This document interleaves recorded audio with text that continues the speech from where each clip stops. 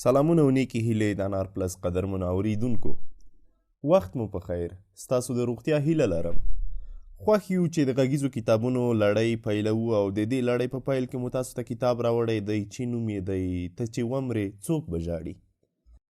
د کتاب لیکوال روبین شرما دی او پښتو ژباړه یې میر احمد یاد کړې ده. راځئ بې له اضافي خبرو یې لومړی برخه پیلوو. لومړی خپل غږ واورئ. زه چې کوچنی وم پلار مې راته یوه خبره کړې وه او هغه خبره مې اوس هم یاده ده. هغه به ویل زویه ته چې پیدا شوې تا ژړل او خلکو خندل، خو داسې ژوند وکړه چې کله مړ شي ته وخاندې او خلک وژاړي. موږ په داسې دور کې اوسیږو چې د ژوند موخه رانه هیره شوې ده. موږ سپوږمۍ ته انسان په منډه خیژولی شو، خو په خپله کوڅه کې له یوه ګاونډي کره ورتللو ته مو ملا ماته ده. موږ په نړۍ کې هر ځای ته توغندی په خپل دقیق وخت او دقیقه پته ویشتلی شو، خو خپلو بچو سره کتابتون ته د تللو ژمنه پر وخت نشو پوره کولی. موږ برېښنالیک، فکس ماشین او ډیجیټل عکسونه لرو. په دې تل سره په اړیکه کې یو، خو بیا هم موږ په داسې دور کې اوسیږو چې د انسانانو ترمنځ پکې اړیکې ډېرې لږې او تتې دي. موږ خپل انسانیت سره اړیکه پرې کړې ده. موږ له خپلو موخو لرې شوي یو. موږ پر ډېرو مهمو شیانو وړاندې یو. او اوس چې تاسې دا کتاب پیل کړ نو زه له تاسې دا پوښتنه کوم چې تاسو ومرئ څوک به ژاړي. تاسو چې دې نړۍ ته د راتلو په نړۍ کې د ګرځېدو امتیاز لرئ نو څومره خلکو ته به مو خیر ورسیږي. ستاسې ژوند به له تاسې وروسته راتلونکو نسلونو باندې څه اغېز کړی وي. تاسو چې خپله وروستی ساه اخلئ نو څه میراث به درنه پاتې وي. ما په خپل ژوند کې دا یو سبق زده کړی، که ته ژوند ونه کاروې نو ژوند داسې دی چې تا به وکاروي. ورځې اونیو ته وځي، اونۍ میاشتو ته وځي او میاشتې کلونو ته وځي. ډېر ژر به دا ژوند ختم شي. له تاسو سره به په زړه کې یوازې همدا یو ارمان پاتې وي چې ولې ما هسې نیمګړی ژوند وکړ. برنارد شای په ځانکدن کې وپوښت که ژوند دې بیرته له سره شي ته به پکې څه وکړې؟ هغه ژور اسویلی وکړ او ورته یې وویل زه غواړم هغه کس شم چې ما غوښتل شم خو نه وم. نو ما دا کتاب ولیکه چې تاسو سره داسې ونه شي. د مسلکي ویناوال په توګه ما ډېر کاري ژوند په شمالي امریکا کې کنفرانسونو ته پر ویناو تیر کړی. له یوه ښار نه بل ښار ته تګ او په کاروبار کې د رهبرۍ او د بېلابېلو خلکو پر ژوند نظریات شریکول به مې کار و. سره د دې چې دوی د ژوند په بېلابېلو لارو راغلي وو، خو د دوی ټولو پوښتنې هغه وخت تقریبا پر همدې یوه ټکي وې چې زه په ژوند کې څنګه ارزښت پیدا کولی شم، زه په خپل کاروبار کې خپله ونډه څنګه ترلاسه کولی شم او څنګه د ژوند له دې سفره تر ناوخته کېدو مخکې خوند اخیستی شم. او زما ځواب به تل ورته په همدې جملې پیلېدو چې خپل غږ واوره، خپله غوښتنه وپېژنه. زه په دې باور یم چې موږ هر یو ځانګړې وړتیاوې لرو او دا وړتیاوې لټول غواړي.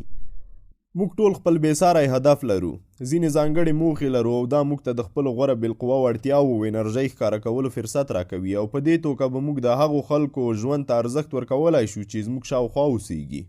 خپل غږ لټول په دې معنا نه ده چې تاسې خپله اوسنۍ دنده پرېږدئ. دا په دې معنا ده چې تاسې کار ته ډېر متوجه شئ او په هغو شیانو تمرکز وکړئ چې تاسې یې ډېر ښه کولی شئ. دا په دې معنا ده چې تاسو د خپلې خوښې بدلون راوړلو لپاره نورو خلکو ته مه په تمه کیږئ او لکه څنګه چې مهاتما ګاندي ویلي ته په خپله هغه بدلون شه چې ته یې په خپله په نړۍ کې لیدل غواړې او که تاسې دا وکړل نو ژوند به مو بدل شي. دویم، هره ورځ له یوه نابلده سره مهرباني کوئ.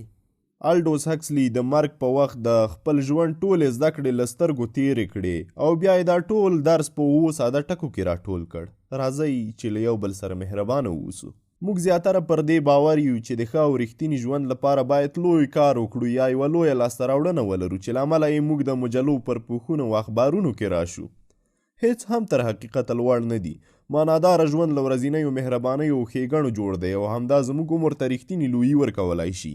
هر څوک چې ژوند ته درځي د ښودلو یو سبق او د کولو یوه کیسه درته لري. د ورځې په هره شیبه کې ستاسې له څنګ نه څوک تېرېږي، د داسې یو ښېګڼې او مهربانۍ یو فرصت درکوي چې ستاسو انسانیت ترې څرګندېږي. نو ولې هغسې ژوند نه پیلوئ څنګه چې تاسو په حقیقت کې یاست او هغه څه نه کوئ چې ستاسو ګرد چاپېره ژوند ښکلی او غني کړي. زه خو وایم چې که تاسو د ورځې د یوه کس د مسکا لامل شئ یا د یوه نابلده کس زړه ښه کړئ نو ورځ مو ارزښتمنه ده. مهرباني اصلا د هغه ځای کرایه ده چې موږ په ځمکه نیولی دی. له نابلدو خلکو سره په نویو لارو طریقو ښېګڼې او مهربانۍ کوئ. په موټر کې ځئ، یو د حقل عبور ټولو ځای کې تاسو پسې قطار کې یو موټر ودرېږي او تاسې د هغه د حقل عبور پیسې ورکوئ. په موټر کې یو اړمن کس ته څوکۍ پرېږدئ، نور نه په سلام او روغبړ کې مخکې کیږئ. دا ټول د مهربانۍ د پیل طریقې دي. څه وخت مخکې مې له واشنګټن ایالت نه یو لیک ترلاسه کړ. دا لیک راته د هغه راهب چې خپل فراري موټر یې خرڅ کړ کتاب یوه لوستونکي رالیږلی و. په لیک کې لیکلي وو: زما عادت دی چا چې زما سره په اروايي سفر کې مرسته کړې وي مننه ترې کوم. نو هیله ده چې په پاکټ کې د $100 چک زما د مننې او دعاګانو سره ومني. ما یې ژر د دې سخاوت ځواب ورکړ او د خپل یوه پروګرام غږیزه پیتا یا کیسټه مې ورولېږله. په دې توګه هغې د خپلې رالیږلې ډالۍ قیمت ترلاسه کړ. د هغې دا کار له زړه نه د یوې مهربانۍ کولو د ارزښت لوی درس و.